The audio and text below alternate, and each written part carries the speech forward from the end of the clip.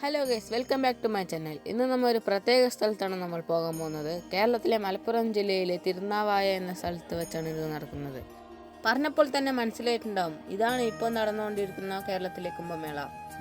ശരി, വരും നമ്മൾ ഇനി നേരെ വീഡിയോയിലേക്ക് കിടക്കാം.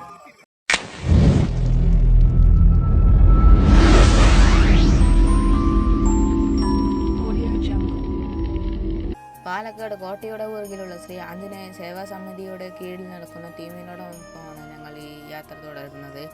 അവർ ഞങ്ങളെ സൗജന്യമായാണ് കൂട്ടിക്കൊണ്ടുപോകുന്നത്.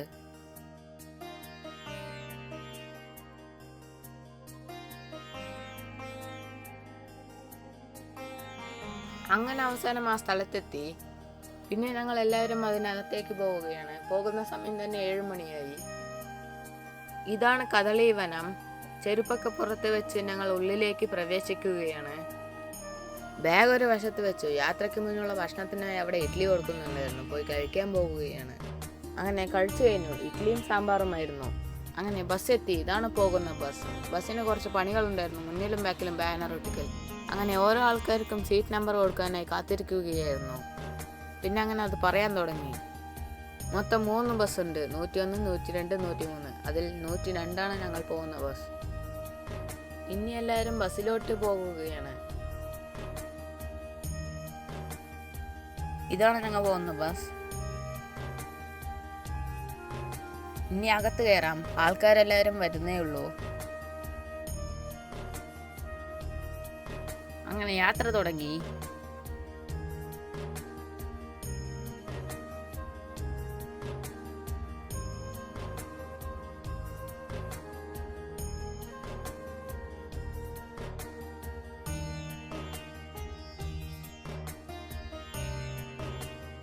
ഇതാണ് ഭാരതപ്പുഴ.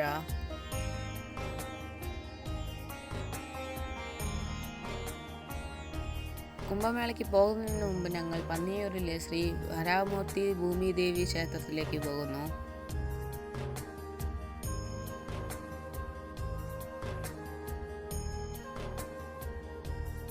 അങ്ങനെ എല്ലാവരും ബസ് നിർത്തി പുറത്തിറങ്ങി.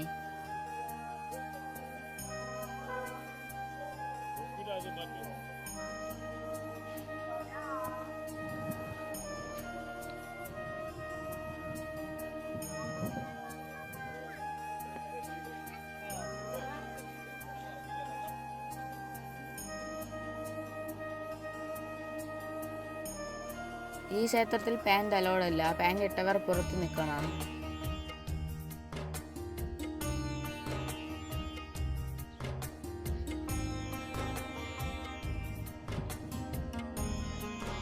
ഇപ്പോൾ കാണുന്ന ഈ പൂജാരിയെ ഞങ്ങൾ കുറച്ചു നേരങ്ങൾക്ക് ശേഷം കണ്ടു. ഇവർ ഞങ്ങൾക്ക് ഈ അമ്പലത്തിന്റെ പുരാണങ്ങൾ പറഞ്ഞു തന്നു.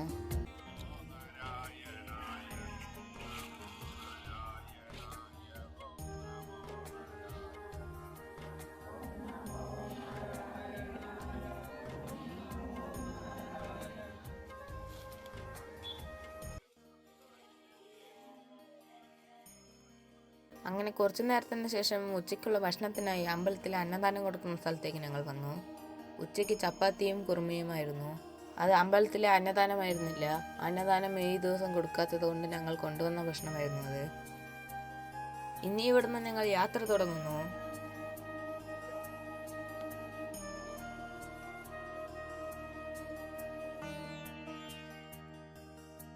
ഇവിടെ നിന്ന് തിരുനാവായയിലേക്ക് 14 കിലോമീറ്ററേ ഉള്ളൂ.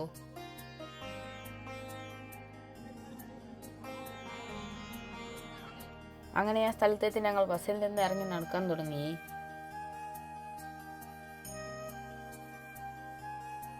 ഇതാണ് നിള നദി. നദിയിൽ വെള്ളം കുറവാണ്.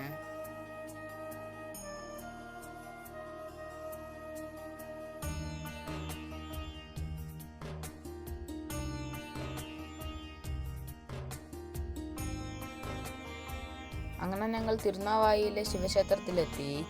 നദിയിൽ സ്നാനം ചെയ്തതിനു ശേഷം വരാമെന്ന് കരുതി അങ്ങോട്ട് നടന്നു.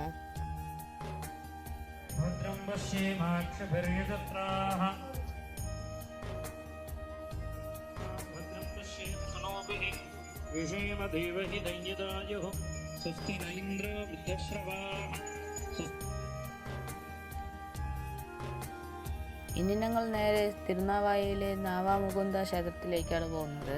അതിനെക്കുറിച്ചുള്ള ഡീറ്റെയിൽസ് ഞാൻ ഇവിടെ തരാം.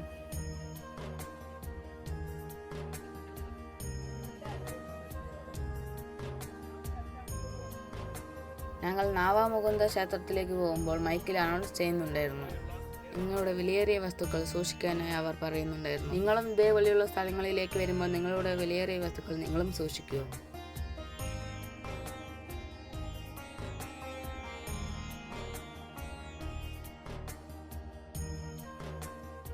പിന്നെയും ഞങ്ങൾ നടക്കാൻ തുടങ്ങി നേരെ നാവാമുകുന്ദ ക്ഷേത്രത്തിലേക്ക്.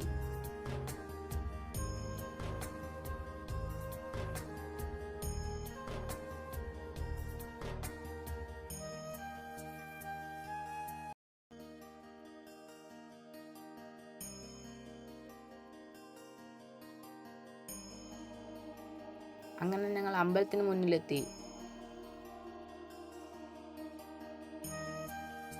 ഞങ്ങൾ പോകുന്ന സമയം നട തുറന്നിട്ടുണ്ടായിരുന്നില്ല. തുറക്കാൻ 5:30 പറഞ്ഞു.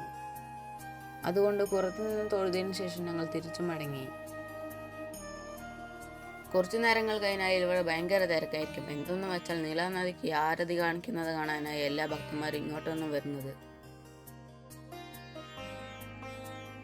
കുറേ നേരം ഇവിടെ നിന്നാൽ വലിയ തിരക്കുണ്ടാകും. അതുകൊണ്ട് ഞങ്ങൾ തിരിച്ചു നടന്നു. ഇനി ഞങ്ങൾ നീലാനദിയിൽ സ്നാനം ചെയ്യാൻ പോകുന്നു. അവർ പറഞ്ഞു വെള്ള വസ്ത്രം അണിഞ്ഞ് സ്നാനം ചെയ്താൽ നല്ലതാണെന്ന്. അത് ഞങ്ങൾ ചെയ്യാൻ പോവുകയാണ്. സൈഡ് കാണിക്കുന്ന മന്ത്രം ജപിച്ച് നിങ്ങൾ നീലാനദിയിൽ സ്നാനം ചെയ്യൂ.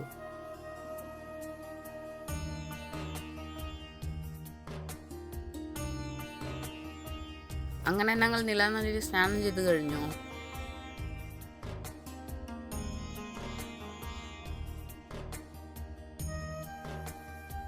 ഇവിടെ കുറേ പേർ സൂര്യ നമസ്കാരം ചെയ്തതിനു ശേഷം മെഡിറ്റേഷൻ ചെയ്യുന്നുണ്ടായിരുന്നു.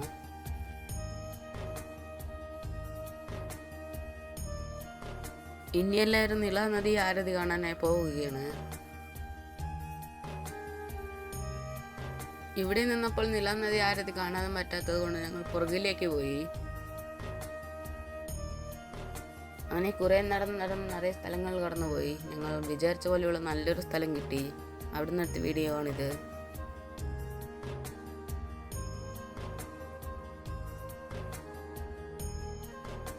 ഞങ്ങളിവിടെ 6 മണിക്ക് എത്തിയതാണ്. ആരതി തുടങ്ങാൻ 7 മണി കഴിഞ്ഞു.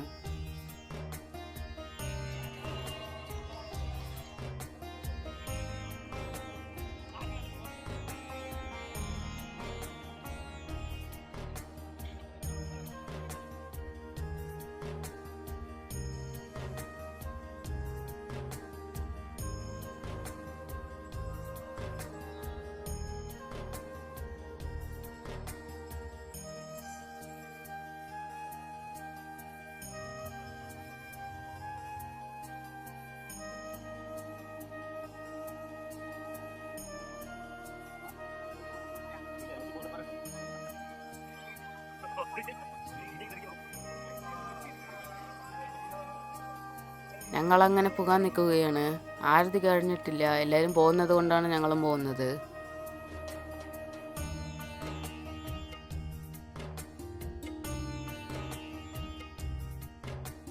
അങ്ങനെ കുറേ നടന്നതിന് ശേഷം തിരുനാവായ ശിവക്ഷേത്രത്തിന് മുന്നിലെത്തി. ഉള്ളിൽ കയറി ശിവനെ ദർശിച്ചതിന് ശേഷം ഞങ്ങൾ തിരിച്ചു മടങ്ങി. അവിടെ നിന്നാണ് നമ്മൾ വന്നത്. ഭയങ്കര തിരക്കായിരുന്നു. അങ്ങനെ കുറേ നടന്ന് ഞങ്ങൾ ബസ്സിൽ കയറി തിരിച്ച് യാത്ര തുടങ്ങി. അങ്ങനെ കുറച്ചു നേരം കഴിഞ്ഞതിന് ശേഷം ഭക്ഷണം കഴിക്കാനായി വണ്ടി ഒരു സ്ഥലത്ത് നിർത്തി. യാത്രയിലെ എല്ലാം ഞങ്ങൾക്ക് സൗജന്യമായിരുന്നു. രാത്രിയിലെ ഭക്ഷണം ചപ്പാത്തിയും തക്കാളിക്കറിയുമായിരുന്നു. പിന്നെയും യാത്ര തുടങ്ങി. ഞങ്ങൾ ബസ്സിലിരുന്ന് കുറച്ചു നേരം വിശ്രമിച്ചു. അങ്ങനെ തിരിച്ച് ഞങ്ങൾ ശ്രീ ആഞ്ജനേയ സേവാ സമിതിയിലെത്തി. അങ്ങനെ അടുത്ത ബസ് എത്തിയ ആൾക്കാരെല്ലാം ഇറങ്ങി തുടങ്ങി. ഞങ്ങളിനി വീട്ടിലേക്ക് മടങ്ങുകയാണ്. ഈ വീഡിയോ ഇവിടെ വെച്ച് അവസാനിപ്പിക്കുന്നു. ഈ വീഡിയോ ഇഷ്ടപ്പെട്ട ലൈക്ക് ചെയ്യുക. ഞങ്ങളെ സപ്പോർട്ട് ചെയ്യുന്ന വിധത്തിൽ നിങ്ങൾ എൻ്റെ ചാനൽ സബ്സ്ക്രൈബ് ചെയ്യൂ.